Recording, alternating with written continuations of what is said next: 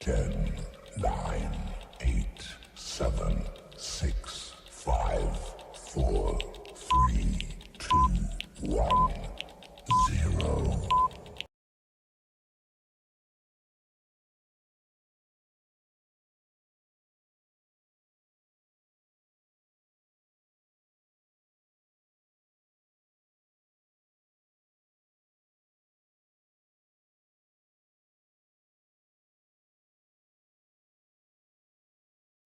आज हम लोग का नया टॉपिक स्टार्ट होगा, नया चैप्टर स्टार्ट होगा, that is your second head of income known as income from house property.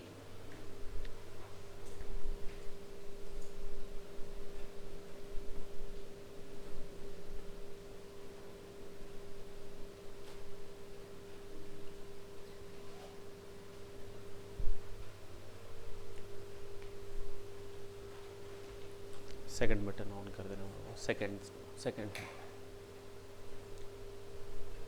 Income from house property. देखो ऐसे बैठा है, आप कुछ भी बोलिए, कुछ समझ में आने वाला तो है नहीं। ठीक कर लो, हाथ क्यों बांध कर बैठे हो?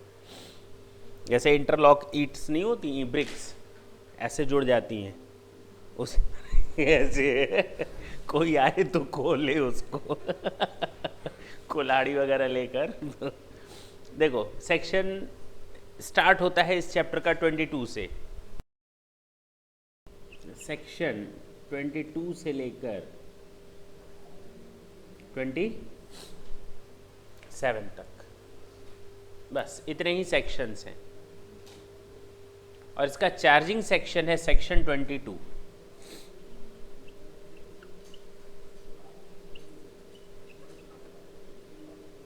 सर पहले ये तो बता दीजिए हम पढ़ने क्या जा रहे हैं? हम पढ़ने जा रहे हैं income from house property, house property से मिलने वाली इनकम। हाउस प्रॉपर्टी का मतलब तुम लोग क्या समझते हो, पहले तो वो क्लियर कर लो। हाउस प्रॉपर्टी का मतलब क्या समझते हो? जो अपना मकान है रेंट पे दिए हो। हम हाउस प्रॉपर्टी का मतलब पूछ रहे हैं, इनकम नहीं पूछ रहे। घर, कच्चा मकान, पक्का मकान, टीन शेड या बिना टीन शेड? अच्छा बिना टीन शेड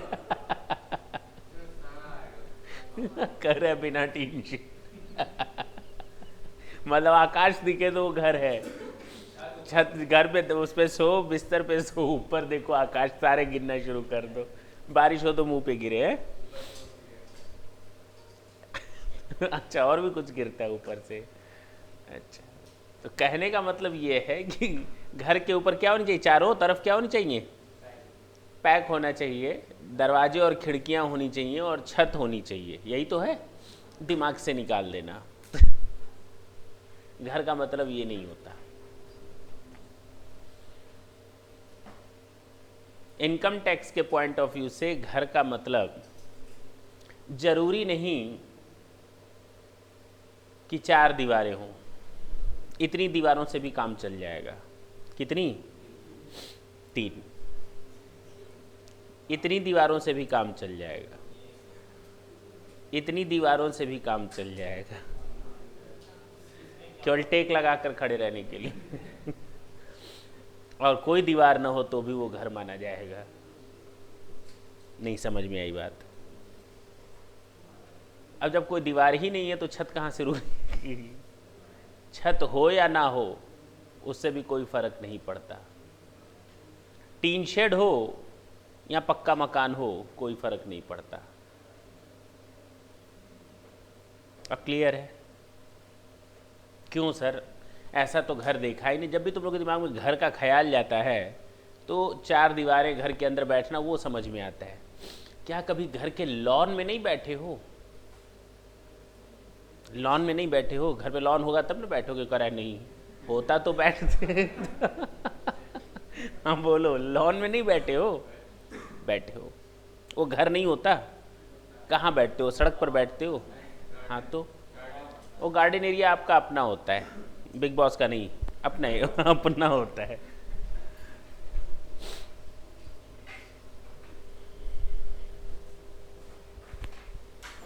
वो गार्डन एरिया आपका अपना होता है, ठीक है ना। दूसरा, कभी कभी घर देखो लोगों के बड़े अच्छे होते हैं, मेरा ही घर देख लो, यहाँ है इतना बड़ा मैदान है, ये घर है, क्या है? नहीं रोड नहीं, मेरा घर है, ये मैदान है, पेड़ पौधे लगे हुए हैं। हाँ, अब बताओ अगर मैं यहाँ पर भी एक घर बनवा लूँ और इस घर से इस घर तक जाने के लिए नाला नहीं है, एक अप्रोच रोड है, नहीं बन सकता? बन सकता है ना। इधर किचन बनवा लेते हैं, इधर से भी अप्रोच रोड है, इधर से भी अप्रोच रोड है और इधर से भी अप्रोच रोड है। ये सड़कें भी क्या होंगी? घर होंगी। हाँ, अच्छा नहीं, हाँ, ये जो इधर लॉन होगा ना, ये भी घर की कैटेगरी में ही आएगा। अब ये लॉन के ऊपर छत होनी जरूरी है क्या? नहीं, कोई दीवार है नहीं तो भी क्या है? घर है। ये है आपकी हाउस प्रॉपर्टी। अब बोलने दो, अभी तो मैंने शुरू भी नहीं किया।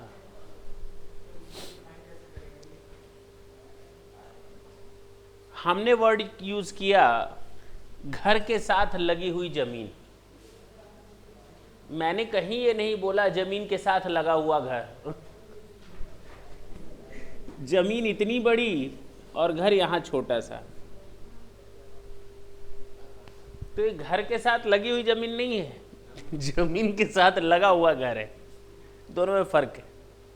पहली चीज तो इसको निकालना। हम यहां किसकी बात कर रहे हैं? घर और घर के साथ लगी हुई जमीन। House property and the land appurtenant thereto. House property and the land appurtenant thereto. Clear हुआ? तो अब हाउस प्रॉपर्टी का मतलब केवल नैरो माइंडेड होकर के मत सोचना, उसमें लॉन, अप्रोच रोड्स, प्लेग्राउंड्स बच्चों के लिए जो होते हैं वो भी शामिल किए जाते हैं। अब क्लियर है? आगे चले। सेक्शन 22 जो चार्जिंग सेक्शन है वो बताता है इसका कौन सी इनकम हम चार्ज करेंगे और ये चैप्टर का स्कोप है क्या। बिल्कुल सिंपल सी डेफिनेशन है, ढंग से सुनना। अब तक हम लोगों ने देखा था सैलरी में जितनी मेरी एक्चुअल इनकम होती है सैलरी में, वो हमारी टैक्सेबल होती है। किसमें देखा था? सैलरी चैप्टर में। इस समय हम लोग पढ़ रहे हैं इनकम फ्रॉम। इसके बाद जो हम लोग देखेंगे वो देखेंगे profit and gains from business और प्रोफेशन, उसके बाद देखेंगे कैपिटल गेन एंड उसके बाद देखेंगे income from other sources. Income tax किस इनकम पर लगता है? एक्चुअल इनकम पर या सोची हुई इनकम पर? यानी एक्चुअल इनकम पर या सोची हुई इनकम पर? ये बात दिमाग से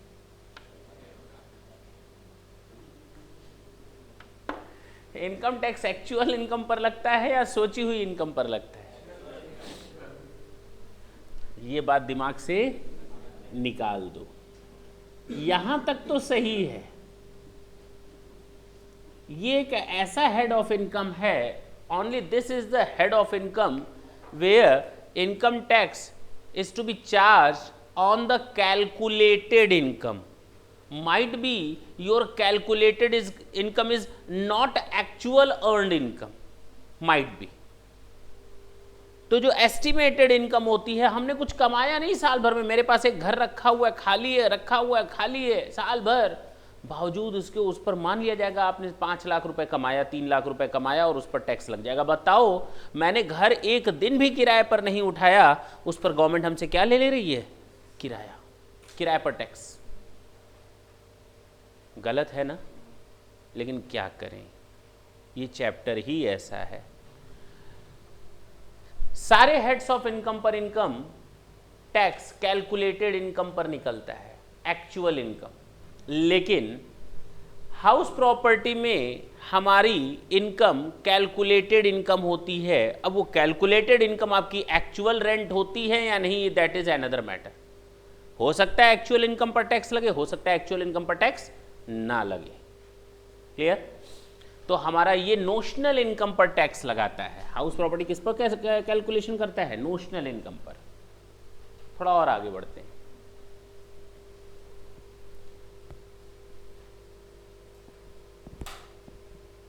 रहने दें।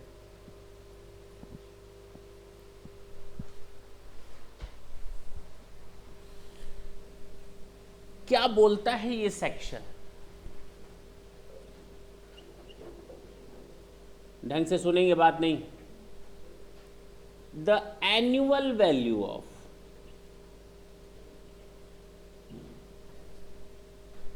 एनी प्रॉपर्टी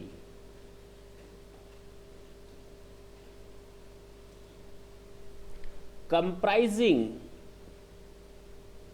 यानी शामिल करता है, एनी बिल्डिंग और land appurtenant thereto,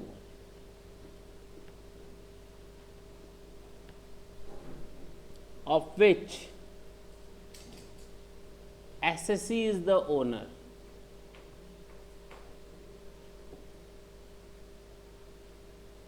shall be charged to tax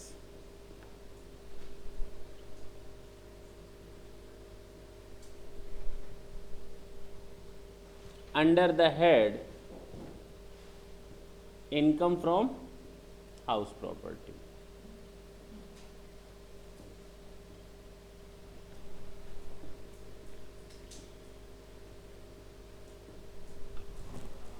this is your charging section, section 22।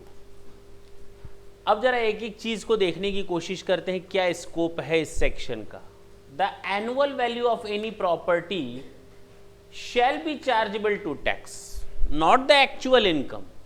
यहां पर जो कैलकुलेटेड इनकम कैलकुलेट हो करके आएगी उसको हम क्या नाम देंगे? इसका मतलब इस चैप्टर में एक्चुअल इनकम पर टैक्स नहीं लगता, एनुअल वैल्यू पर टैक्स लगता है। किस पर टैक्स लगता है? एनुअल वैल्यू पर टैक्स लगता है। और जब एनुअल वैल्यू पर टैक्स लगता है तो इसको हम देखेंगे सेक्शन 23 में। कहां देखेंगे? सेक्शन 23 में। How to calculate annual value, how to calculate annual value. The annual value of any property, उस प्रॉपर्टी में क्या क्या शामिल होता है? कोई बिल्डिंग और उसके साथ लगी हुई जमीन। ऐसे ना पढ़ लेना। Any property comprising any land और बिल्डिंग अपरटेनेंट देयर टू, मैंने ये वर्ड नहीं बोला। बिल्डिंग और उसके साथ लगी हुई जमीन, जमीन और उसके साथ लगी हुई बिल्डिंग मत बोल देना, उल्टा हो जाएगा और उसका सेंस बिल्कुल चौपट हो जाएगा। The annual value of any property, जिसमें शामिल है एनी बिल्डिंग और लैंड अपरटेनेंट देयर टू, कौन सी बिल्डिंग कौन सी जमीन जिसका मालिक एसएससी हो, of which the assessee is the owner, of which the assessee is the owner. और जरूरी नहीं कि मैं उस घर का एक्चुअल ओनर हूं, इसमें शामिल होता है डीम्ड ओनर, इसमें शामिल होता है इंक्लूड्स व्हाट, डीम्ड ओनर। और डीम्ड ओनर को जानते हो किस सेक्शन में देखेंगे? सेक्शन 27 में। डीम्ड ओनर को जानते हो किस सेक्शन में देखेंगे? सेक्शन 27 में। सर दोनों में फर्क बता दीजिए ना। ऐसा ओनर और डीम्ड ओनर, ओनर वो होता है जिसके नाम से उस प्रॉपर्टी के कागजात हों, प्रॉपर्टी जिसके नाम से रजिस्टर्ड हो, उसको हम कहते हैं लीगल ओनर। क्लियर है? The annual value of any property comprising any building और land appurtenant thereto of which assessee is the owner shall be charge to tax income under the head income from house property after giving deductions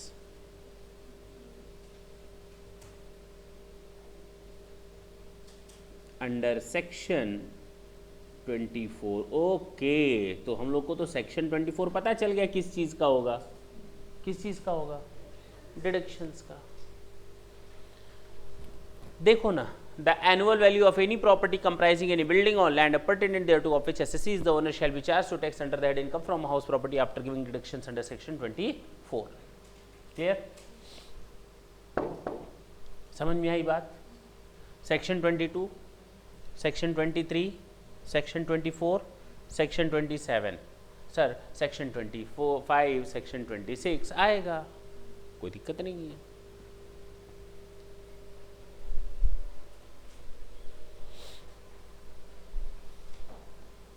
यानी main हमको यही section की study करना है जो अभी हम लोगों ने देखा। हमने आपको असाइनमेंट दिया है,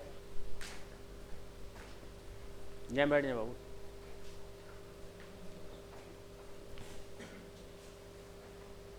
Section 22 charging section. The annual value of any property consisting of any building or land pertinent thereto, of which assessee is the owner, shall be charged to tax under the head income from house property। आगे आप जोड़ दें after giving deductions under section 24, उसके आगे आप add कर लें after giving deductions under section 24। This is your complete section 22।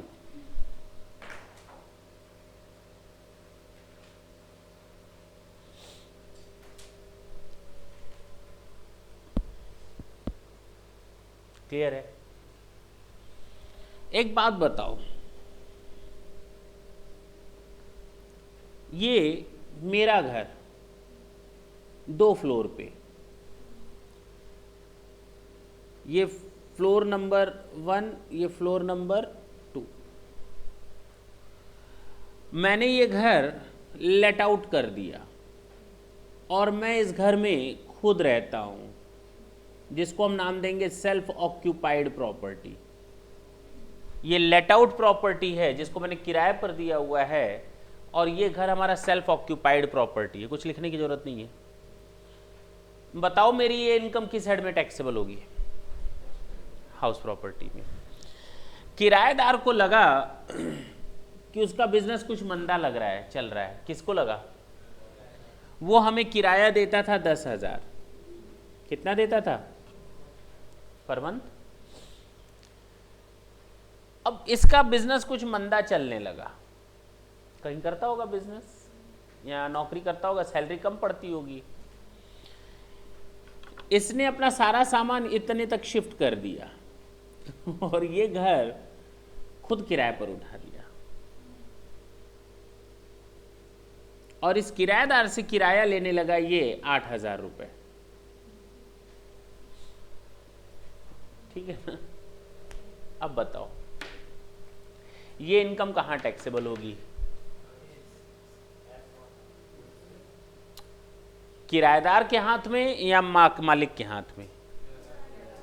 ये जो 8,000 रुपए किराएदार को मिलेगा वो किसके हाथ में टैक्सेबल होगा? किराएदार या मालिक? किराएदार, क्योंकि वो उसी की इनकम है। किस साइड में टैक्सेबल होगा? Income from house property. बिल्कुल गलत जवाब। क्या वो ओनर है? जब वो ओनर नहीं है तो उसकी इनकम कैसे हाउस प्रॉपर्टी में टैक्सेबल हो जाएगी? सब लेटिंग की इनकम कभी हाउस प्रॉपर्टी में आ ही नहीं सकती। टेनेंट अगर सब टेनेंसी में दे देता है अपना मकान तो वो उस घर का मालिक थोड़ी हो गया। और यहां पर कंडीशन ये है, the assessee must be the owner of that property, he is not the owner. और जब ओनर नहीं है तो वो इनकम कहां से उसके लिए हाउस प्रॉपर्टी की इनकम होगी? कहां होगी? ना हाउस प्रॉपर्टी, ना पीजी। क्या बिजनेस है क्या उसका? नहीं। क्या सैलरी है क्या उसकी? नहीं। क्या कैपिटल गेन है? नहीं। बचा क्या? तो वो इनकम उसकी अदर सोर्सेज में टैक्सेबल होगी। तो सब टेनेंसी की इनकम जो होती है, सबलेट करने की इनकम जो होती है, वो इनकम फ्रॉम अदर सोर्सेज में टैक्सेबल होती है। आएगा, लिखना मना है। ठीक है? मैंने ये 1-2 नोट्स दे रखे हैं, जरा देखें। नोट नंबर 1 मैंने बता दिया है। The include building includes, building क्या क्या शामिल करता है? Residential building. मैंने घर जो है किराए पर दिया हुआ है रहने के लिए, तो मेरी इनकम कहाँ जाएगी? हाउस प्रॉपर्टी में, क्योंकि मुझे किराया मिलेगा। मैंने घर बिजनेस के लिए किराए पर दिया हुआ है, की फर्क पैंदा? घर रहने के लिए किराए पर दो या घर बिजनेस के लिए किराए पर दो, दोनों हमारे किस में टैक्सेबल होंगे? हाउस प्रॉपर्टी में। सोच लो। Auditorium for entertainment programs, the location of the building is immaterial, it may be situated in India or abroad। बोलो भाई, बिल्डिंग कहाँ सिचुएट करती है ये इमैटेरियल है, इंडिया में या एब्रॉड में। ठीक, डिपेंड करता है रेजिडेंट ऑर्डिनरी रेजिडेंट है, रेजिडेंट नॉट ऑर्डिनरी रेजिडेंट है या नॉन रेजिडेंट है। याद आया? आगे चले। Tax is charge on income from land appurtenant thereto building, where the land is not appurtenant to a building, यानी बिल्डिंग के साथ लगी हुई जमीन नहीं है। सुनो, बिल्डिंग अलग और जमीन अलग, तो उस जमीन की इनकम क्या हाउस प्रॉपर्टी में आएगी ना। अगर मेरा काम है उस जमीन को किराए पर उठाना तो पीजीबीपी में, अगर मेरा बिजनेस नहीं है उस जमीन को किराए पर उठाना तो अदर सोर्सेज में। मान लो मेरे पास एक खाली जमीन पड़ी हुई है, इसने कहा किराए पर दे दो, ले लो, खाली जमीन ले लो किराए पर। क्या काम करते हो, हमें उससे क्या मतलब, कपड़े सुखाने का काम करते हो या फिर खेती करने का काम करते हो, उससे हमें क्या ले, हमको क्या चाहिए, उस पर किराया चाहिए। अगर खाली ज़मीन से मुझे कोई किराया मिलता है तो मेरा अगर बिजनेस है तो पीजीबीपी में, अदरवाइज अदर सोर्सेज में। मैं उस ज़मीन की बात कर रहा हूँ जो ज़मीन बिल्डिंग के साथ लगी हुई नहीं है, बिल्डिंग अपरटेनेंट देयर टू नहीं है, बिल्डिंग और लैंड अपरटेनेंट देयर टू नहीं है। Where the land is not appertinent to a building, the income from land can be charged as business income or income from other sources as the case may be. The land appertinent to building includes, ओहो अभी थोड़ी देर पहले मैंने बता दिया है, land appertinent thereto का मतलब क्या होता है, बिल्डिंग के साथ लगी हुई जमीन, तो उस जमीन का मतलब होगा approach road, to and from public street, courtyards, motor garage, compound, playground and kitchen, garden, etc. In case of non-residential building, car parking spaces, drying grounds or playgrounds shall be the land appertinent to building. ठीक, where the recipient of the income from house property is not the owner of the building, मैंने क्या कहा अभी थोड़ी देर पहले, ये भी मैंने बता दिया, सब टेनेंट था, सब टेनेंट ने किराए पर उठा दिया, टेनेंट ने सब टेनेंसी को दे दिया, मैंने किराएदार को दिया, उसने किराएदार रख लिया, किराएदार ने किराएदार रख लिया, तो उस किराएदार को होने वाली इनकम वो हाउस प्रॉपर्टी में नहीं आएगा। लिखा हुआ है पीजीबीपी या other sources. Last, the owner of the building may be legal owner और बेनिफिशियल ओनर। इलीगल ओनर नहीं लिखा हुआ है, ठीक है, लीगल ओनर और बेनिफिशियल ओनर, बाद में बात करेंगे बेनिफिशियल ओनर का मतलब। यहां तक क्लियर है। सेक्शन 22 में हम लोगों ने अब तक देखा the annual value of any property, यानी कि अब हम लोग जो कैलकुलेशन करेंगे एनुअल वैल्यू का ही कैलकुलेशन करेंगे और उस एनुअल वैल्यू के बेसिस पर ही हमारा टैक्स चार्ज होगा। The annual value of any property comprising any building और land appurtenant thereto of which assessee is the owner, जिसमें शामिल है deemed owner under section 27, shall be charge to tax under that income from house property after giving deductions under section 24। तो section 22 is over, ठीक है ना, हटा सकते हैं इसको।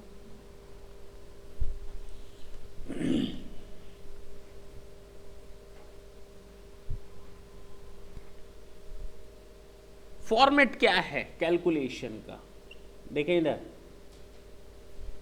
सबसे पहले हम लिखेंगे ग्रॉस एनुअल वैल्यू। अभी तो मैंने बताया एनुअल वैल्यू बोला ना, अब किसके हिसाब से कैलकुलेशन होता है, अभी बताया, सेक्शन 23 के हिसाब से कैलकुलेशन होता है। माइनस कर देंगे म्यूनिसिपल टैक्स, और ये म्यूनिसिपल टैक्स हमेशा अलाउड होगा, यानी माइनस होगा पेड बेसिस पर, पेड बेसिस पर। इधर देखें, किस बेसिस पर, पेड बेसिस पर। और ये पेमेंट जानते हो, या तो मैं खुद करूंगा मकान मालिक या मेरा किराएदार करेगा। अगर इस म्यूनिसिपल टैक्स का पेमेंट किराएदार ने किया है बेटा, तो उसको शामिल मत करना, मत डिडक्शन लेना। डिडक्शन केवल उसी म्यूनिसिपल टैक्स की हो सकती है जिसका पेमेंट एक्चुअल में बाय एसएससी हो। अब बात समझ में आई, यानी पेमेंट बेसिस पर और पेड बाय एसएससी होगा। आउटस्टैंडिंग चला रहा है 10 साल से म्यूनिसिपल टैक्स, किराया आउटस्टैंडिंग चल रहा है, म्यूनिसिपल टैक्स आउटस्टैंडिंग चल रहा है, लाइबिलिटी चल रही है, उसका कोई छूट नहीं मिलेगा। 10 साल का एक साथ पेमेंट कर दो, सारी छूट इसी साल ले जाओ। नहीं समझे? आ जाता है नेट एनुअल वैल्यू। क्या आ जाता है? यहां तक तो हमें नहीं लगता कि हम लोग को कैलकुलेशन में कोई दिक्कत आएगी। अगर सेक्शन 23 तैयार है, माइनस कर दो म्यूनिसिपल टैक्स, पेड बेसिस और पेड बाय एसएससी, आ जाएगा नेट एनुअल वैल्यू। इसमें से डिडक्शंस ले लो, आफ्टर डिडक्शन अंडर सेक्शन 24। अरे डिडक्शंस ले लो 24 की। सबसे पहली डिडक्शन मिलेगी 24A और उसके बाद डिडक्शन मिलेगी 24B। दो डिडक्शंस मिलेंगी 24A एंड 24B। मैंने स्मॉल लेटर में ये लिखा है, याद रखना। इसको हम लोग कहते हैं स्टैंडर्ड डिडक्शन और इसको हम लोग नाम देते हैं interest on loan. Standard deduction कुछ नहीं करना, 30% ऑफ एनएवी ले लेना है, झंझट खत्म। नेट एनुअल वैल्यू का 30%। सोचना मना है, जितना होगा एनएवी उसका 30% डिडक्शन ले लो। सर ये कौन सी बात होती है, आपको जब मर्जी आती है आप लिख देते हैं 30% डिडक्शन। आखिर ये डिडक्शन बताइए ना क्यों दिया जाता है? घर का रिपेयर नहीं करवाते हो? करवाते हो? बता सकते हो साल भर में कितनी बार तुम्हारा हैंडपम्प टूटा, नल टूटा, सिटकनी टूटी, दरवाज़ा रिपेयर करवाया, पेंट करवाया? नहीं पता चलता। और उसका हिसाब किताब रखता कौन है?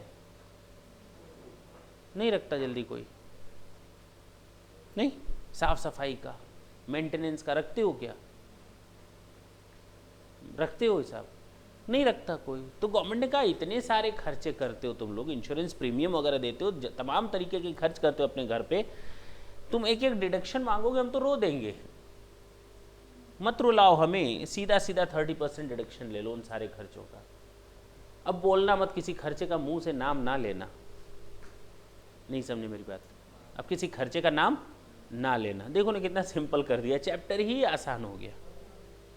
यानी आपको टोटल खर्चे का 30% डिडक्शन, टोटल इनकम का, नेट इनकम का आपको 30% डिडक्शन मिल गया, बात खत्म। आप 10,000 साल भर में अगर किसी बिल्डिंग से कमा रहे हो तो 3,000 रुपये तो आपको ऐसे ही छूट मिल गई। माइनस इंटरेस्ट ऑन लोन, देखेंगे क्या होता है। जो बचेगा उसको हम कहेंगे taxable income from house property. और ये फॉर्मेट मैंने तुम लोग को दे रखा है पेज नंबर 2 का सबसे लास्ट दिया हुआ है ना, calculation of taxable income of house property. GAV section 23 municipal tax paid basis paid by SSE, NAV deduction under section 24A and 24B, interest on loan and standard deduction. Interest on loan की खास बात है, देखो मैंने आगे लिख दिया है ड्यू बेसिस। ये मत सोचना ये भी पेमेंट बेसिस पर होगा। अरे म्यूनिसिपल टैक्स पर लिखा है, इस पर नहीं लिखा है। केवल म्यूनिसिपल टैक्स के ऊपर ये रूल एप्लीकेबल होता है, बाकी इंटरेस्ट ऑन लोन वगैरह पर ये सिस्टम एप्लीकेबल वो आउटस्टैंडिंग बेसिस पर भी होगा। अगर आपके ऊपर इंटरेस्ट ऑन लोन का इंटरेस्ट चढ़ चुका है, लोन का इंटरेस्ट चढ़ चुका है, आपके नाम से आ चुका है, लेकिन आपने पेमेंट नहीं किया है, एवन दो you can get the benefit of that interest amount. Clear है? पक्का ना? बोलो भाई, हटा सकते हैं इसको? फॉर्मेट समझ में आया? तो हमें स्टैंडर्ड डिडक्शन पढ़ने की जरूरत है क्या? हमें नहीं लगता स्टैंडर्ड डिडक्शन पढ़ने की जरूरत है कहीं से। हो गया खत्म। हमें क्या म्यूनिसिपल टैक्स पढ़ने की जरूरत है क्या? हमें नहीं लगता पढ़ने की जरूरत है। म्यूनिसिपल टैक्स खत्म, स्टैंडर्ड डिडक्शन खत्म, बचा GAV और इंटरेस्ट। अगर ये दोनों टॉपिक खत्म हो जाएं तो हमारा ये चैप्टर तो हाथ में आ गया।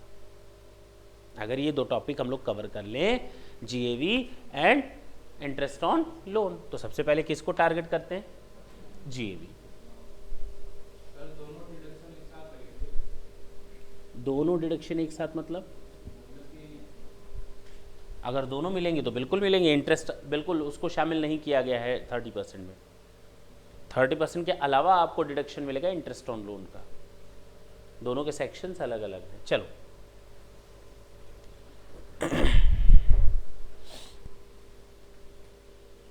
Computation of annual value.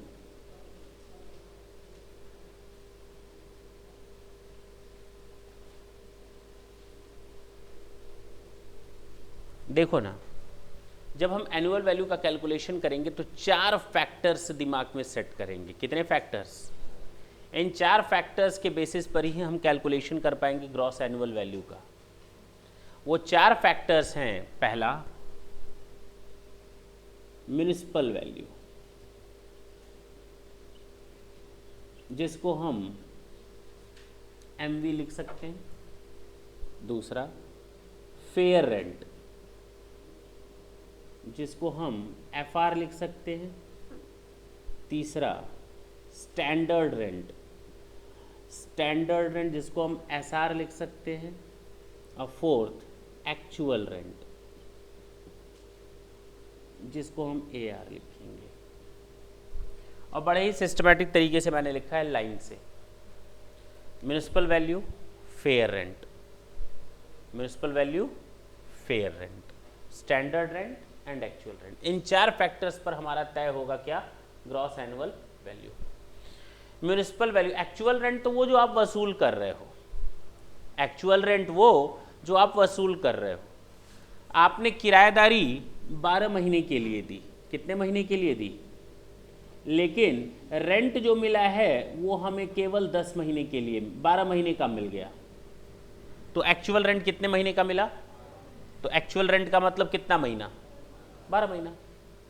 Actual rent हमको 10 महीने का मिला। हमने किराएदारी उठाई 12 महीने की, लेकिन एक्चुअल रेंट हमको मिला कितने महीने का? 10 महीने का। तो एक्चुअल रेंट कितना? 10 या 12? 10 या 12? 10 या 12? 12। हम बोल रहे हैं 12, तो मैंने तो ऐसा नहीं बोला। ये कौन साबित करेगा कि 2 महीने का किराया आपको नहीं मिला? कौन साबित करेगा? तुम कहोगे किराएदार भाग गया, नाम पता नहीं मालूम, रात को तो सोया हुआ था, सुबह उठे तो ताला लगा हुआ था।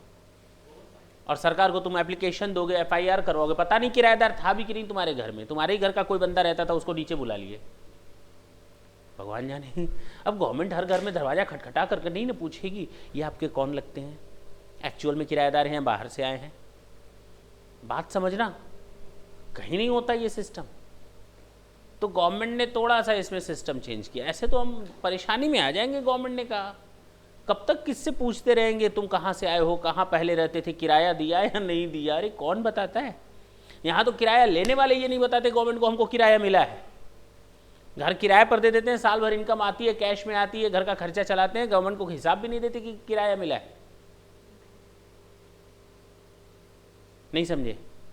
तो यहाँ पर गवर्नमेंट ने कहा अगर 12 महीने का घर किराए पर उठा हुआ था और आपको 10 महीने का किराया मिला है, और आप कहते हैं कि आपको 2 महीने का किराया नहीं मिला, यानी आप उस 2 महीने का किराया अनरियलाइज्ड रेंट की तरह क्लेम करना चाहते हैं, अनरियलाइज्ड रेंट की तरह क्लेम करना चाहते हैं। और अगर आपने अनरियलाइज्ड रेंट की रूल 4 की 4 शर्तों को अगर पूरा कर दिया, अनरियलाइज्ड रेंट की रूल 4 की 4 शर्तों को पूरा कर दिया, तो हम माफ़ कर देंगे ना, लेकिन वो 4 शर्तें तो पूरी करो। अगर ये 4 शर्तें पूरी कर दोगे तो हम छोड़ देंगे, हम तब एक्चुअल रेंट 10 महीने का मानेंगे, लेकिन तुम्हारे चीखने और चिल्लाने से 10 महीने का अब नहीं मानने वाले। अगर आपने 12 महीने की किराएदारी दिखाई है, 10 महीने का आप कहते हैं रियलाइज हुआ रेंट, हमें नहीं मालूम, हम तो 12 महीने पर किराया लेंगे। अगर आप कहते हो कि हमें 10 महीने का किराए पर टैक्स देना है और 2 महीना अनरियलाइज था, और आप चीख चीख कर कहते हो ये 4 कंडीशन मैंने पूरी कर दी, तो करके दिखा दो, 4 कंडीशन पूरी कर दो, हम आपको 2 महीने की छूट दे देंगे, आपके ऊपर 10 महीने का टैक्स लगाएंगे, क्या दिक्कत है? बोलो, नहीं समझे? तो वो 4 कंडीशन भी तो बता दो। रूल 4 की 4 शर्तें, अनरियलाइज रेंट में रूल 4 की 4 शर्तें। पहली शर्त है किराएदारी उचित होनी चाहिए, वास्तविक होनी चाहिए, टेनेंसीज बोनाफाइड, पहली मेरी शर्त है ये। फेक ना हो, रियल हो, एक्चुअल हो, दैट्स इट। तो टेनेंसीज बोनाफाइड। और आप कहते हो किराएदार मकान में रहता था, किराया लेकर चला गया, नहीं दिया। अब चला गया है, किराया नहीं दिया है, तो इसका मतलब डकैती करके भागा है, और अगर डकैती करके भागा है तो FIR लिखवाई क्या? बात समझना। मान लो आप कहते हो नहीं सर जी किराएदार भागा नहीं है, घर पे ही रह रहा है, किरायादार किराया लेकर भागा नहीं है, जब भी मांगने जाते हैं कहता है सेठ जी आओ अंदर आओ अंदर आओ, बुलाता बड़े प्यार से बैठाता है, उसके बाद बंदूक रख के कहता है बोलो क्या चाहिए। तो अब बताओ कहाँ से उससे मांग लें? अब वो जैसे जाते वापस आ जाते हैं।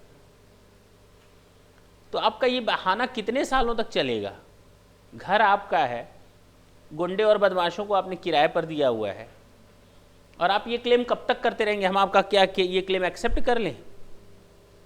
इन गवर्नमेंट एक्सेप्ट करेगी कि आपके घर में कोई गुंडा रहता है, आपको बंदूक दिखाता है और आप चुपचाप उसकी प्रताड़ना सहते हो, कोर्शन सहते हो, अब सीधे जेल में भेजो उसको? आपका ये क्लेम सही नहीं है। कानून राज है या जंगल राज है, वो तो तुम लोग जानो। तो कहने का मतलब ये है, नहीं समझे? तो पहला मैंने बताया टेनेंसी इज बोनाफाइड। दूसरा अगर आप क्लेम करना चाहते हो कि किराएदार किराया नहीं दे रहा, तो पहले उस घर को घर से बाहर निकाल। किराया भी नहीं दे रहा, गवर्नमेंट को नुकसान तुम पहुंचा रहे हो टैक्स न देकर, और बार बार चीख चिल्ला रहे हो किराया नहीं दे रहा, किराया। अरे भगाओ उसको, पहले दूसरा किराएदार रखो ना। तो tenant has vacated the property. अब उस किराएदार को मैंने 3 प्रॉपर्टी दे रखी थी किराए पर। कितनी प्रॉपर्टी दे रखी थी? 3 प्रॉपर्टी दे रखी थी। एक घर का वो जब भी जाओ बंदूक दिखाता है, और 2 घर का बड़े प्यार से हाथ में किराया दे देता है। नहीं समझे? एक घर का किराया ऐसे बंदूक दिखाता है और दूसरा हाथ से कहता है ले लो 2 घर का किराया। अब बताओ क्या ये क्लेम सही है? बेटा उसको तीनों घर से बाहर निकालो। एक भी घर पे कब्जा नहीं होना चाहिए उसका तुम्हारे। एक आदमी को एक तरफ कहते हो सीधा है, दूसरी तरफ कहते हो बंदूक दिखाता है, उसको तुरंत बाहर करो, रास्ता दिखाओ बाहर का। तो पहला टेनेंसी इज बोनाफाइड। दूसरा tenant has vacated all the properties belonging to the same SSC. अब पड़ोसी ने अपना घर किराए पर दे रखा है, उससे हमको लेना देना नहीं। उसका किराया वो देता है नहीं देता है, उससे हमको लेना देना नहीं। हमारी जितनी भी प्रॉपर्टीज पर उसने कब्जा किया हुआ है उन सारी प्रॉपर्टीज को बेदखल करो, बाहर निकालो। तो रूल 4 की पहली कंडीशन टेनेंसी इज बोनाफाइड। दूसरा tenant has vacated all the properties belonging to the SSC and छोड़ दें, उसको जाने दें, किराया ना मांगे, खाली करवा दिया, अब किराया ना मांगे, पीछा ना छोड़ूंगा तेरा, एफआईआर करूंगा। किराया वसूल करने के लिए क्या करूंगा? एफआईआर करूंगा।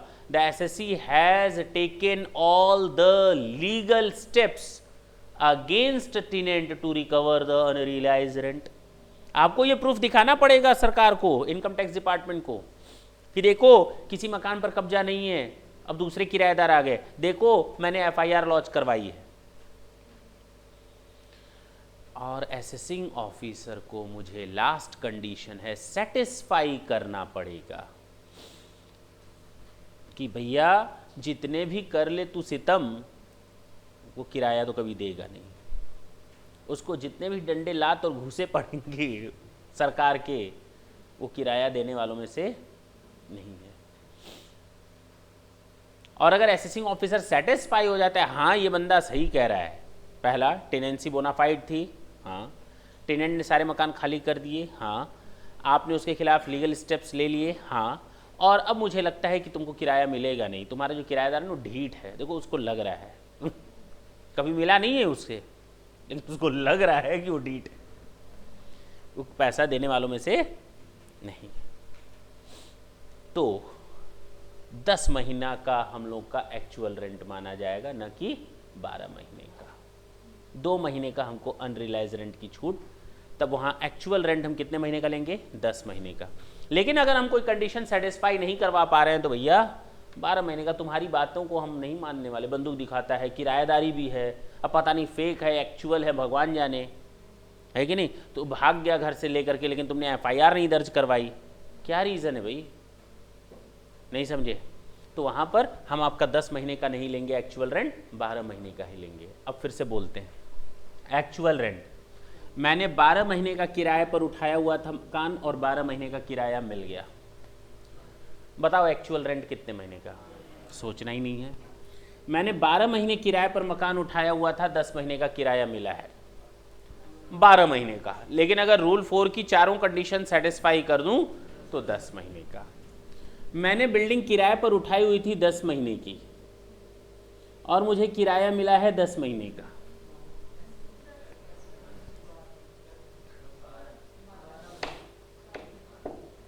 कितनी अजीब बात है। मैंने मकान किराए पर ही उठाया है 10 महीने का और 10 महीने का किराया मुझे मिल गया। 12 महीने का गलत जवाब। ये कौन सी बात होती है? सपने में किराया देते हो? मैंने तो नहीं कहा, मैंने कहा 10 महीने का किराएदारी उठाए हो तो 10 महीने का ही क्लेम कर सकते हो। अब किराएदार को जबरदस्ती पीट पीट कर 12 महीने का नहीं ना लोगे, अरे उसे 10 ही महीने का ले सकते हो। और ना तो गवर्नमेंट ने कोई डकैती खाता खोल रखा है कि आप भले दो महीने का किराया। अब बताओ, अगर तुम लोग 12 महीने का रखोगे, उस बंदे का क्या जो 1 महीना किराए पर उठाएगा और 12 महीने पर टैक्स देगा? कितनी अजीब बात है। अब समझ में आई बात? कहने का मतलब ये, अगर आपने किराएदारी 10 महीने की किराए पर उठा रखी है तो 10 महीना, वहाँ एक्चुअल रेंट कितना महीना? 10 महीना। हो सकता है आपने किराएदारी 10 महीने की उठाई हो लेकिन आपको किराया कितने महीने का मिला? 8 महीना। तो टैक्स कितने पर लगेगा? 10 महीने पर। एक्चुअल रेंट का मतलब 10 महीना, लेकिन लगेगा 8 महीना अगर आपने अनरिलाइज रेंट की वो चारों कंडीशन सेटिस्फाई कर दी तो। अब क्लियर है? अब क्लियर है? तो हमें नहीं लगता एक्चुअल रेंट में कहीं दिक्कत होगी। तो एक्चुअल रेंट हो सकता है 6 महीने का हो सकता है 7 महीने का हो सकता है 8 महीने का, हो सकता है 10 महीने का, हो सकता है 11, हो सकता है 12, ये कुछ भी हो सकता है। सोचना, ये कुछ भी हो सकता है। लेकिन मैंने मकान किराए पर उठाया ही नहीं, मुझे रेंट नहीं मिलता, तो क्या म्युनिसिपल वैल्यू आएगा? 2 मिनट के लिए मैंने किराए पर उठाया या नहीं उठाया, ये मेरा घर है जहां बैठे हुए हैं, मान लो इसमें मैं रहता हूं, तो इस घर की क्या कोई म्युनिसिपल वैल्यू होगी? चाहे मैं किराए पर उठाऊं या ना उठाऊं, क्या इसकी नगर निगम की कोई वैल्यू होगी? उसको हम म्युनिसिपल वैल्यू कहेंगे। और म्युनिसिपल वैल्यू क्या हम महीने दर महीने कैलकुलेट करेंगे? ना, सालाना। मैं ये घर जो रखा हूं, पड़ोस ने में मेरे मकान जो बगल वाला है उसने अपना मकान किराए पर दे रखा है, उसने किराए पर दे रखा है इसी तरह का कमरा 10,000 रुपये महीने पर, और वही कमरा मैंने दे रखा है 8,000 रुपये महीने पर।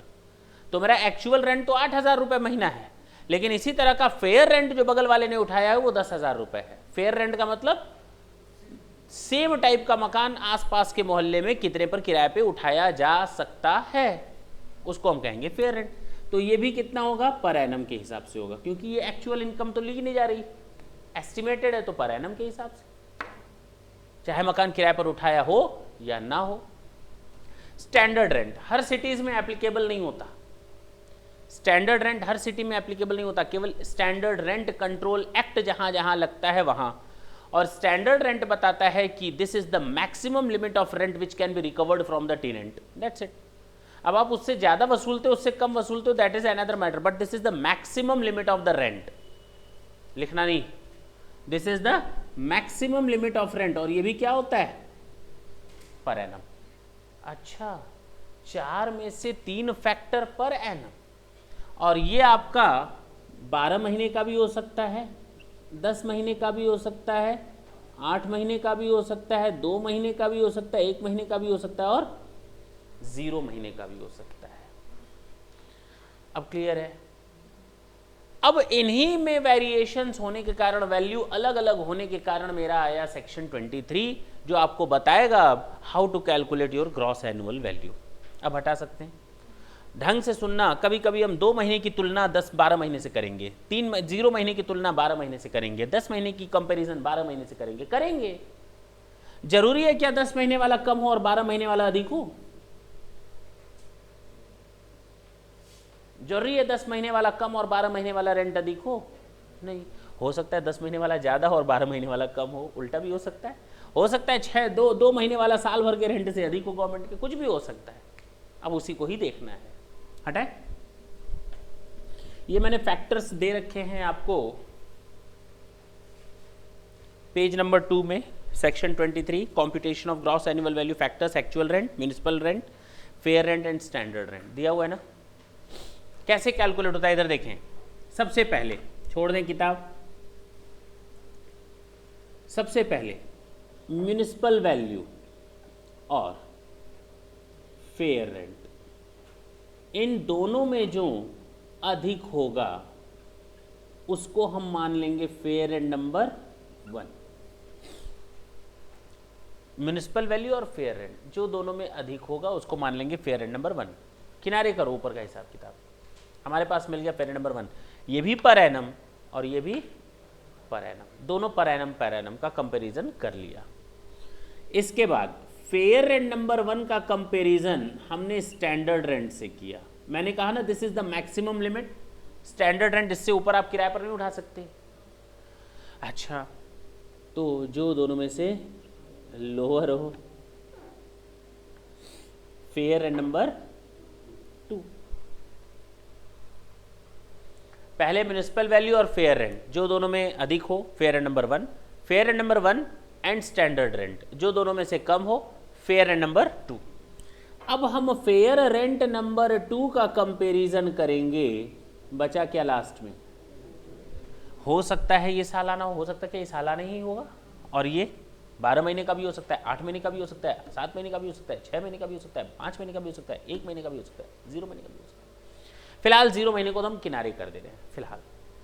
अब इन दोनों में देखेंगे क्या एक्चुअल रेंट अधिक है फेयर रेंट नंबर 2 से, तब तो सोचो ही मत।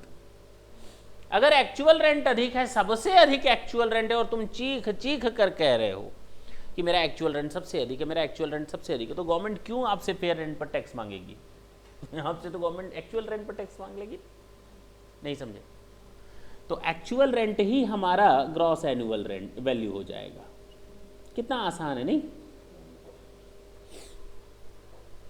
ये एक्चुअल रेंट ही हमारा ग्रॉस एनुअल, क्योंकि आप खुद करो सबसे ज्यादा कौन? एक्चुअल रेंट, तो दे दो ना टैक्स एक्चुअल रेंट पर। फिर आते हैं सेकंड पॉइंट पे। हो सकता है एक्चुअल रेंट आपका कम हो फेयर रेंट नंबर 2 से, यानी फेयर रेंट नंबर 2 अधिक है आपका एक्चुअल रेंट से। तो मैंने कहा कि 12 महीने पर किराए पर उठाया गया था, 12 महीने, तब तो कोई दिक्कत नहीं थी जो दोनों में से अधिक हो। प्रॉब्लम कब आती है कि एक्चुअल रेंट इसलिए कम है क्योंकि मकान मैंने 12 महीने के लिए किराए पर उठाया ही नहीं था। मैंने 6 महीने, 7 महीने, 8 महीने के लिए किराए पर उठाया हुआ था, जिसके कारण ये बढ़ गया। यानी बाकी महीनों में घर वैकेंट था। बाकी महीनों में घर क्या था? वैकेंट, यानी खाली। वैकेंट का मतलब होता है खाली। वैकेंट का मतलब क्या होता है? जिस पे ताला लगा हो। वैकेंसी का मतलब ये नहीं मैं घर में रह रहा हूं, कोई किराएदार आएगा तो मैं घर किराए पर दे दूंगा, तब तक मैं रहूंगा, वो वैकेंसी नहीं है। वैकेंसी होने के लिए जरूरी है वो जगह क्या हो? खाली हो। क्लियर है? मूवी देखी थी तुम लोगों ने वैकेंसी? हॉलीवुड की? नहीं देखी है? नहीं देखी है? नहीं देखी? अच्छा,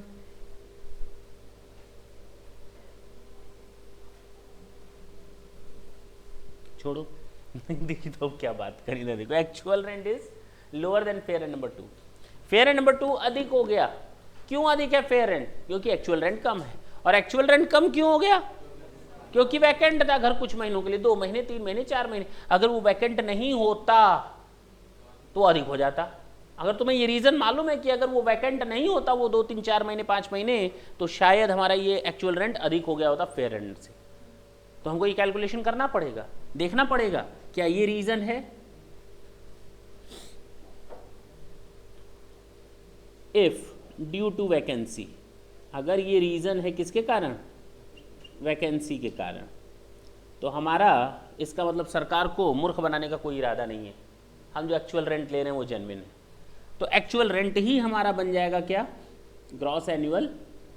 लेकिन बेटा वैकेंसी के अलावा कोई दूसरा रीज़न है, अगर वैकेंसी के अलावा कोई दूसरा रीज़न है, यानी मान लो 12 महीने के लिए किराए पर मकान उठा हुआ था और 12 महीने का ये भी, 12 महीने का ये भी, उसके बावजूद ये अधिक है, फेयर रेंट अधिक है, तो सोचना छोड़ दो ना। गवर्नमेंट कहती है कम से कम इतना तो हमें टैक्स दो। बोलो, ये 12 महीने का, ये 10 महीने का, हमने 2 महीने का जो वैकेंसी था वो भी जोड़ लिया, क्या वैकेंसी के कारण, लेकिन देख रहे हैं उसके बावजूद ये कम आ रहा है। तब गवर्नमेंट ने बेटा ये कोई दूसरा रीज़न है, आ जाओ वहाँ पे चुपचाप। क्या आ जाएगा? Fair rent number 2 is gross annual value. दिया हुआ है, मैंने बना कर दिया हुआ है आपको ये सामने पेज नंबर 2 पर। म्युनिसिपल रेंट या म्यूनिसिपल वैल्यू और fair rent, whichever is higher is fair number one, और standard rent whichever is lower fair number two, और actual rent. If actual rent is higher, actual rent is GAV. If fair rent number 2 is higher due to vacancy, actual rent is GAV. Otherwise, fair rent number 2 is GAV. ठीक है ना? बोलो भाई, कोई दिक्कत है इसमें? लेकिन एक चीज याद रखना, एक्चुअल रेंट का मतलब क्या है इन जगहों पर? एक्चुअल रेंट अभी अभी मैंने बता दिया है तुम लोगों को, does not include unrealised rent. यानी किसी भी रेंट को हम अनरियलाइज तभी बोल सकते हैं ना जब वो रूल 4 की चारों कंडीशन पूरी किया हो, तभी हम उसको अनरियलाइज रेंट वर्ड नाम देंगे. अदरवाइज वो अनरियलाइज नहीं कहलाएगा. और अगर अनरियलाइज की चारों कंडीशन सेटिस्फाई हो गई हैं तो इसका मतलब 12 महीने के बजाय अब 10 महीने पर गिर जाएंगे हम लोग. ठीक है ना? नोट करना हो नोट करो, नहीं तो हम आगे बढ़े.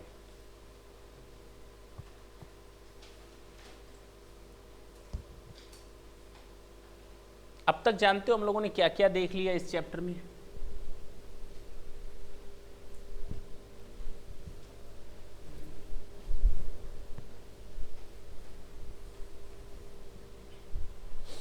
सेक्शन 22 देखा, charging section. The annual value of any property comprising any building or land pertinent thereto of which assessee is the owner shall be charged to tax under the head income from house property after giving deductions under section 24. Section 23 देखा, computation of annual value. क्या देखा annual value में? पहला municipal value और fair rent, whichever is higher fair number one और standard rent, whichever is lower fair number two और actual rent. If actual rent is higher, GAV is actual rent. हाँ या ना? पक्की बात है ना? और अगर एक्चुअल रेंट कम हो जाता है, फेयर नंबर 2 अधिक हो जाता है और ये रीज़न है ड्यू टू वैकेंसी के कारण, तो एक्चुअल रेंट. अगर वैकेंसी के कारण ये रीज़न नहीं बनता है तो फेयर नंबर 2.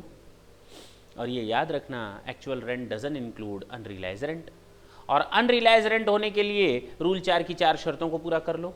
कौन सी वो 4 शर्तें हैं? Tenancy is bona fide, tenant has vacated all the properties belonging to the same SSE, SSE has taken all the legal steps against the tenant, and SSE has made satisfied to the AO that all the legal steps will be fruitless or no result would be there. We are not capable to recover the amount of unrealized rent from the tenant. That's it. अगर ये proof कर देता है SSE assessing officer को, तो उसको छूट मिल जाएगी अनरियलाइज रेंट की. क्लियर है? यहाँ तक किसी को कोई दिक्कत हो तो अभी भी बोल सकते हो. चल सकते हैं. म्यूनिसिपल टैक्स की मैंने जो फॉर्मेट बताया, उसमें फॉर्मेट बताया GAV. अब तो लिख लोगे GAV. कैलकुलेशन सीख गए, प्रैक्टिकली अभी नहीं देखा कैसे होता है, सीख तो गए ना. माइनस कर देंगे म्यूनिसिपल टैक्स पेड बेसिस पर और पेड बाय SSE ओनली. जो आ जाता है वो NAV बन जाता है. माइनस कर दो स्टैंडर्ड डिडक्शन कितना? 24A में 30% ऑफ NAV. माइनस कर दो 24B का डिडक्शन, इंटरेस्ट ऑन लोन. ये तो मैंने अभी नहीं बताया, बोलो ना. बता दें? यहां तक किसी को कोई दिक्कत हो तो पूछ लो. नहीं है? Section 24B, interest on loan. ये इंटरेस्ट ऑन लोन 2 तरीके का होता है. देखो इधर,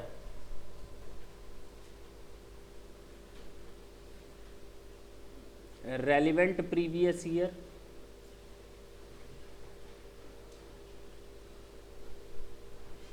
और प्री कंस्ट्रक्शन पीरियड. हम जो आज बात करेंगे केवल इसकी बात करेंगे. ठीक है ना? रेलिवेंट प्रीवियस ईयर का जो इंटरेस्ट होगा वो 2 पार्ट में बांटेंगे. या तो ये लेट आउट प्रॉपर्टी का होगा या डीम्ड लेट आउट प्रॉपर्टी का. सर जी ये नया नाम लिख देते हैं ना, पता नहीं चलता बीच बीच में. डीम्ड लेट आउट प्रॉपर्टी आपने लिख दिया, आपने तो बताया ही नहीं. बताते हैं, भूल जाओ कि डीम्ड लेट आउट प्रॉपर्टी नाम की कोई चीज होती. दूसरा, 2 तरह की प्रॉपर्टी होती है, या तो अपने रहो या तो किराए पर उठाओ. Self occupied property. बोलो ना.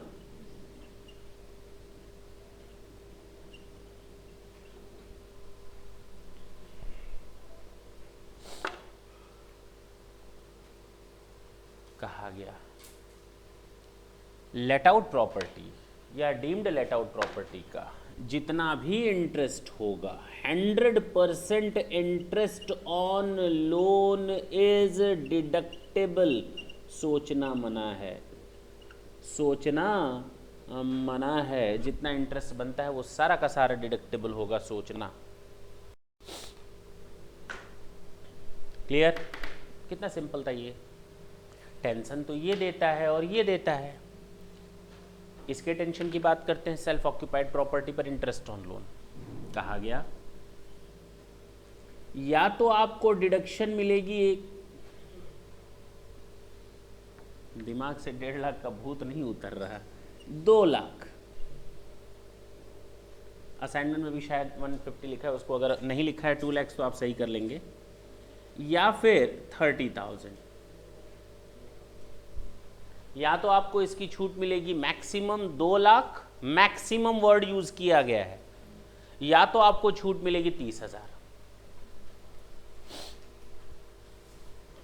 या तो आपको डिडक्शन मिलेगी 2 लाख की, या तो डिडक्शन मिलेगी 30,000 की। सर जी आप न दो बात करते हैं, कभी कहते हैं 2 लाख की छूट, कभी कहते हैं 30,000 की छूट। 30,000 की छूट कब मिलेगी? क्यों ना हम 2 लाख की छूट ले लें। 2 लाख की छूट लेने के लिए आपको कुछ शर्तों का पालन करना पड़ेगा। इनाम पाना है तो उसके लिए कुछ कंडीशंस भी हैं।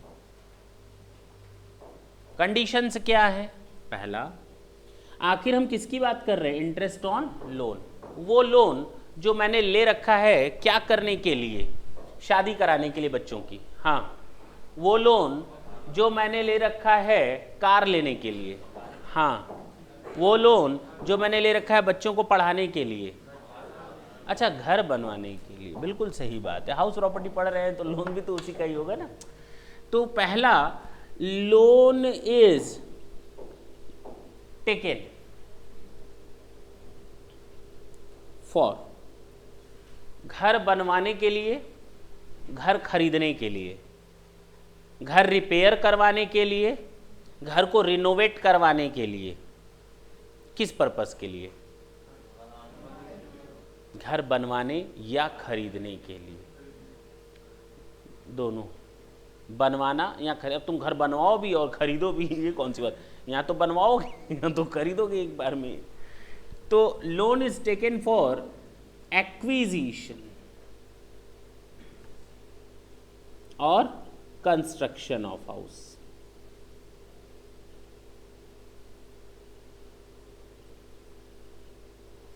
याद रखना, अगर घर रिपेयर करवाने के लिए मैंने लोन लिया है तो वो इधर नहीं आएगा। कितने चला जाएगा? 30,000 रुपये में। अगर मैंने लोन लिया हुआ है घर रिनोवेट करवाने के लिए नॉर्मल खर्चों में, तो वो 30,000 में जाएगा। कंस्ट्रक्शन अगर करवाना है, कैपिटल नेचर का खर्च करना है, तो किस में आएगा? यानी कंस्ट्रक्शन और एक्विजिशन के लिए आपको 2 लाख का बेनिफिट मिलेगा, अदरवाइज नहीं मिलेगा। दूसरी condition, loan is taken on और आफ्टर 1 अप्रैल 99। ओके, इसके पहले अगर मैंने कोई लोन लिया है इस डेट के पहले, तो हमें छूट नहीं मिलेगी 2 लाख की, बल्कि कितनी मिलेगी? 30,000 की। यानी हमने लोन लिया है ऑन और after 1 April 99 and loan is taken specially for acquisition and construction, acquisition और construction of the property. Clear है? लोन ले लिया, इंटरेस्ट चढ़ रहा है, लोन ले लिया है, इंटरेस्ट चढ़ रहा है, लोन ले लिया है, इंटरेस्ट चढ़ रहा है। घर का दूर दूर तक कोई अता और पता नहीं। सरकार ने कहा ऐसे कैसे हम आपको छूट देते जाएंगे? हम भी लोन ले रहे हैं, 10 साल बाद बनवाएंगे घर और 10 साल तक डिडक्शन लेते जाएंगे, लेते जाएंगे, लेते जाएंगे। सरकार ने कहा मूर्खों वाली बात ना करो, थोड़ी सेंस लाओ।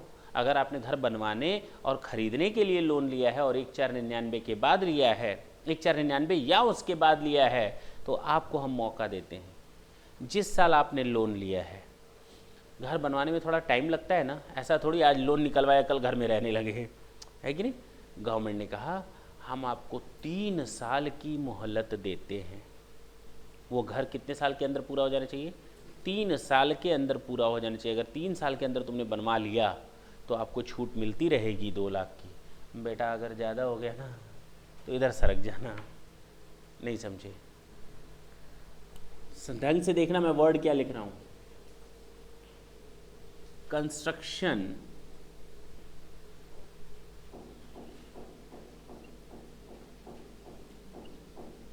of house must be completed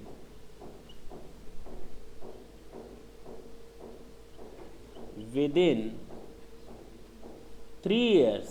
कहाँ से? From the end of the year, from the end of the year in which loan was taken। अब ढंग से सुनना, अगर मैंने लोन लिया है 1 दिसंबर 2014 को, कब लिया है? 1 दिसंबर 2014 को, तो ये साल खत्म होगा 31/3/2015 में। ये घर का ये कब कंप्लीट होगा? 31/3/2015 में। इस साल को छोड़ दो, इसमें 3 साल और जोड़ो, 31/3/2016, 31/3/2017 और 31/3/2018। आपका घर कंप्लीट हो जाना चाहिए 31/3/2018 तक। From the end of the year in which the loan was taken, जिस साल आपने लोन लिया उसको तो किनारे करो, उसमें 3 साल और जोड़ दो। आपका मकान अगर 31 मार्च 2018 तक कंप्लीट हो जा रहा है, then you will be capable to get the deduction of ₹2 lakh, otherwise you will have to get the deduction of maximum 30,000। Clear? पक्की बात है। 3 साल 4 महीने मिले। मैं थोड़ी बुद्धिमानी का काम करता, मैं 1 अप्रैल को ले लेता, मुझे पूरे 4 साल मिल जाते। 1 साल और 3 साल, पूरे 4 साल। नहीं, पक्की बात है ना? अगर कोई दिमाग वाला आदमी होगा, ज़्यादा दिमाग लगाता होगा, तो 30 मार्च को ले लेगा लोन। 3 साल 1 दिन। वहीं पर एक बंदा 3 साल 1 दिन का बेनिफिट उठाएगा, यानी 3 साल का, और वहीं पर एक बंदा 3 साल 11 महीने का बेनिफिट उठाएगा, 12 महीने का बेनिफिट उठाएगा। हटाएं इसको। समझ में आया कंसेप्ट? तो अगर इनमें से कोई एक भी कंडीशन डिससेटिस्फाइड हो गई बेटा, तो इधर चले आना 30,000 रुपये। अगर कोई कंडीशन मिस हो गई तो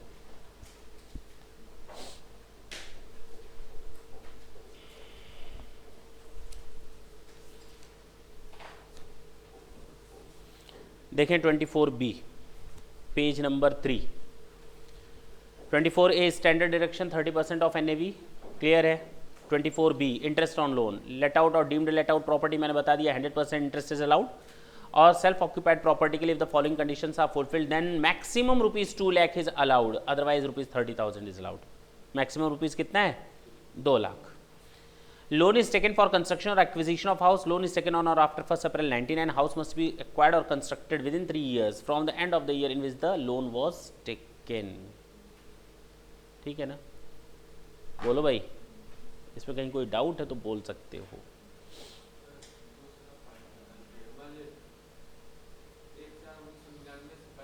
₹30,000 पे आ जाओ तब। अगर 1/4/99 के पहले लोन लियो तो ये रूल था ही नहीं, उस समय 30,000 का ही छूट है, तो लेते रहो 30,000। भलाई की सप्लाई जारी रखो। क्या कर रहा है? कितने दिमाग लगाते हैं लोग, लोन लिए और तीसरे साल ख़त्म होने के पहले जा करके बैंक को वापस कर दिए। नहीं, बैंक तो मूर्ख है। पहली चीज़ तो ये कि आपको 2 साल की मोहलत दे दी उसने, आपसे स्टेटस रिपोर्ट भी नहीं मांगी कि घर बना या नहीं बना। बेटा सर्वे होता है, पहली चीज़ तो ये याद रखो। भाड़ में जाए सर्वे, आपको अभी पढ़ना है pre acquisition interest on loan, pre acquisition करें, pre construction period interest on loan, उस पर आएंगे, देखेंगे। आपकी ये बात उस समय बिल्कुल ही गलत साबित हो जाएगी। ठीक है ना? चलिए, या तो घर नहीं खरीदे, तुमने यही कहा ना, घर नहीं खरीदे या बनवाए नहीं। हाँ, देखते हैं ना, ये आएगा ना, आने दो, आए दो। नीचे मेन पॉइंट 2-3 मैंने लिख रखे हैं पेज नंबर 3 पर ही। इंटरेस्ट ऑन इंटरेस्ट, इंटरेस्ट की छूट मिलती है, इंटरेस्ट की छूट मिलेगी क्या? नहीं, इंटरेस्ट की छूट लो ना, इंटरेस्ट पर इंटरेस्ट की छूट थोड़ी बोली गई है। अब क्लियर है? तो interest on unpaid interest shall not be allowed as a deduction. Interest on fresh loan to repay existing loan, एक लोन को चुकाने के लिए मैंने दूसरा लोन ले लिया। मान लो मैंने किसी से घर बनवाने के लिए लोन लिया था, वो पीछे पड़ गया, पैसा दो वापस, पैसा दो वापस, उसको मैंने पैसा वापस करने के लिए कहीं दूसरी जगह से लोन ले लिया, तो ठीक है, उसको वापस कर दिया, उस पर अब इंटरेस्ट नहीं जाएगा, इस पर इंटरेस्ट जाएगा, ये भी तो घर के लिए ही लिया, मिलेगा। क्या बात कर रहे हो? अरे उस लोन को तो चुकाना ही है, वो कोई दूसरा लोन लेकर मैंने उसको चुका दिया, वो लोन किस लिए लिया था? हाउस के लिए, तो इसका मतलब अभी ये लोन किस लिए ले रहा हूं? हाउस के लिए, तो छूट मिलेगी। Interest on any fresh loan taken, fresh loan underline कर लें, to repay the existing loan shall be allowed as a deduction. Section 25 इधर मैं 2 मिनट में पढ़ा देता हूँ। इनएडमिसिबल इंटरेस्ट अभी आप लोग को समझ में कम आएगा, क्योंकि आप लोगों ने टीडीएस वगैरह के प्रोविजन सेक्शन 163 के प्रोविजंस अभी नहीं देखे हैं, तो आप लोगों को थोड़ा कम समझ में आएगा, लेकिन केवल बता देते हैं ताकि दिमाग में कहीं ये चीज़ सेट हो जाए, मौका मिलेगा तो देखा जाएगा। Interest payable outside India without deduction of interest, outside India को अंडरलाइन कर लें। If you are paying any amount of interest outside India, then the important thing is that whether the provisions of TDS are applicable on that amount or not. If you are just going to pay any amount outside India, then first of all we have to check whether the provisions of TDS are applicable on a particular amount or not. अब कहोगे sir ये TDS क्या है? वो TDS ही है। एक TDS का मतलब होता है टैक्स डिडक्टेड एट सोर्स, और एक TDS का मतलब होता है TEDEOUS यानी टफ। तो TDS बड़ा TDS है, ठीक है ना? तो TDS tax deducted at source, इसके प्रोविजंस हम लोग देखेंगे सेक्शन 192, 193, 194, 194 ABCD फलाना एंड डिमाका। तो वहाँ बहुत ज़्यादा सेक्शंस आ जाएंगे, वो उस समय देखेंगे। तो TDS के प्रोविजंस अगर एप्लीकेबल होते हैं, अगर आपने उनका TDS नहीं काटा, चार्ज नहीं किया और बिना TDS को रखे आपने अमाउंट आउटसाइड इंडिया पेमेंट कर दिया, तो बेटा ऐसे इंटरेस्ट लोन की छूट नहीं मिलेगी। तब तक नहीं मिलेगी जब तक कि आप TDS ना काट लें। छोड़ दें अभी इस चीज़ को, फिलहाल इस चैप्टर से मतलब नहीं है, मैं इसको अभी थोड़ी देर किनारे करता हूँ। आगे चलकर जब हम लोग TDS वगैरह के प्रोविजंस देखेंगे, PGBP पढ़ेंगे, तो ये चीज़ काफ़ी हद तक क्लियर हो जाएगी। सेक्शन 40, 43, 40A में क्लियर